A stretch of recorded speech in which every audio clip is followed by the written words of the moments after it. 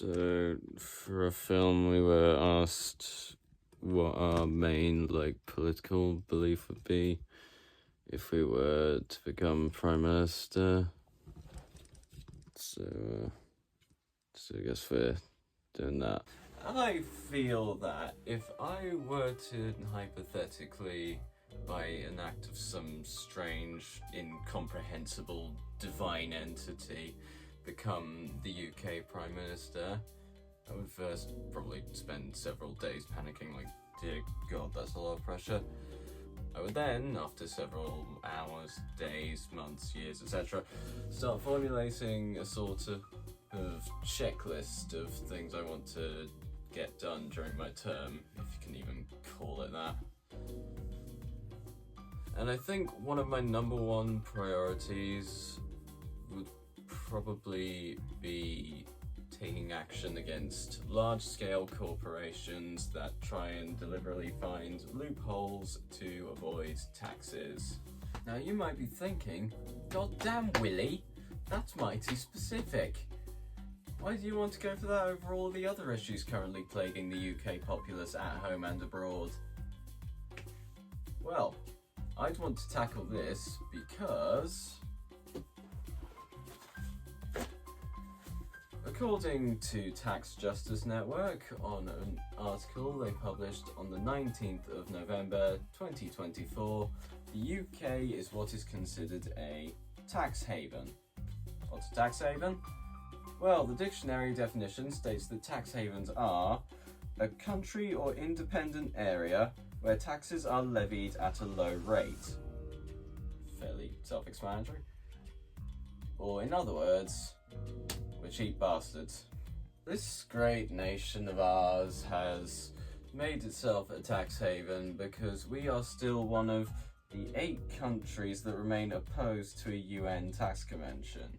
The UN Tax Convention being an international agreement that could hold countries to equitable, democratic, and legally binding standards on corporate tax, financial transparency, and tax justice.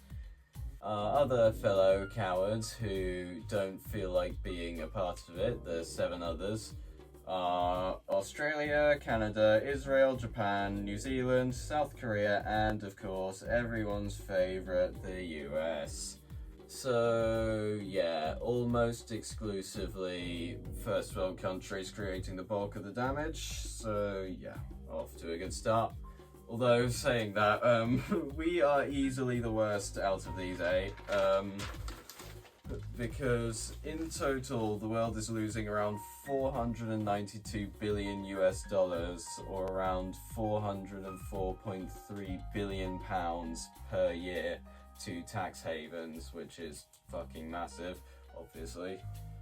And the UK is responsible for $129 billion, or 106 billion pounds of this damage. Why, you may ask? Because we have what is known as our Second Empire, which is the British dependencies like the Virgin Islands, Cayman, Bermuda, for which the UK is responsible for extending its ratification of UN conventions to and where the UK can impose or veto the law. You know, all of that land that we definitely got via exclusively diplomacy and goodwill and absolutely no wars or genocides whatsoever. Don't look it up. Another reason we let all of these big companies get away with all of this shady shit is because our country is a member of the OECD, or to give it its full and proper title, the Organization for Economic Cooperation and Development. Dear fucking God, could you be any more vague? The OECD's jobs are to, at least according to Wikipedia, number 1, achieve the highest sustainable economic growth and employment and a rising standard of living in member countries while maintaining financial stability. Number 2, contribute to sound economic expansion in member as well as non-member countries. And 3, contribute to the expansion of world trade. Or in other words, stonks. Now I'm not going to go ahead and say that the OECD is some massive scale tax evasion cabal or anything, because I can't really make claims like that, and also, quite frankly, during my admittedly fairly cursory research, I couldn't really find any standout controversies they've been involved in. Not to say that there aren't any, I just couldn't find any. But that does not negate the fact that they've let us get away with a lot of stupid shit. Now, to answer one final question I'm sure has been on a lot of your minds, why does our government continue willingly doing all of this? Like, they have the power to stop it. They're losing billions of pounds of tax money every year that they could so easily be using for other shit, but they're still just letting it go. And for what reason? Well, it's obvious, isn't it? Lobbying. Almost every single major political party in the UK, on either side of the aisle, left or right, has made it very clear that they are probably not going to go against the 1% so long as these big corpos continue to support them. Because if one party wants to increase their chance of getting voted in, getting funding, winning a legal case, whatever, they can just have a giant company lobby for them, better guaranteeing success.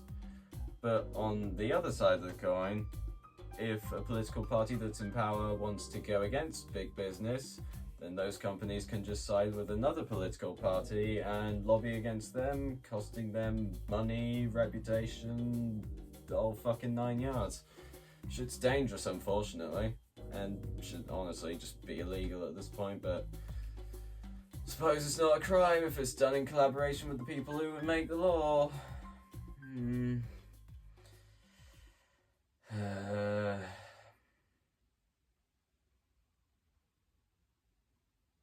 Yeah. Anyway, sorry for being a downer there, but honestly, I could go on for hours about this stuff, but I think I'm going to stop there for fear of running over time or saying something that could get me arrested. So,